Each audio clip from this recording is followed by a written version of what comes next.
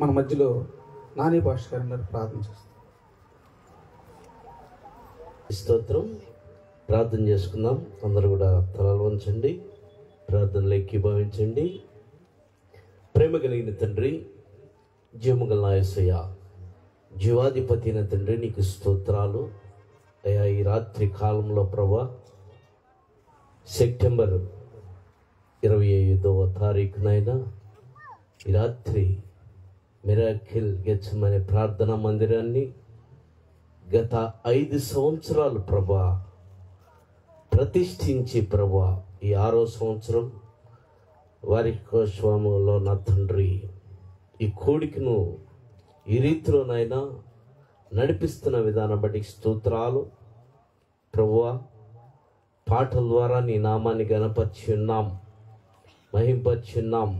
ఈ సమయంలో ప్రభా, ఇదే కొద్ది నిమిషాల్లో నీ వాక్యం వినబోతూ ఉన్నాము ప్రభనైనా. నీ దీనదాసుల్ని నువ్వు సిలువ చాటును భద్రపరుచుకొని నీ వాక్కు ద్వారా ప్రతి ఒక్కరితో నువ్వు మాట్లాడమని ప్రార్థిస్తున్నాం. ఈ ప్రార్థనా మందిరం సకల జనులందరికీ ప్రార్థనా మందిరంగా స్థిరపరచు అయా. అనేక మందినైనా ఈ ప్రార్థనా మందిరంలో చేర్చబట్టకు సహాయం చేయి. వచ్చిన వారందరూ కూడా ప్రభా ఆశీర్వాదాలతో అయా తండ్రి దీవెనలతో పొందుకొని వెళ్ళటకు సహాయం చేయి. ఈ మందిరంలో ప్రవేశించే వారందరూ కూడా దీవించబట్టకు సహాయం చేయి. ఇంతవరకు ఈ కూడికి నీకు మహిమార్థంగా జరిగించిన విధానం బట్టి స్తోత్రాలు. ఇకను కూడా నా ప్రభా నీకు మాత్రమే మహిమార్థంగా జరిగించు.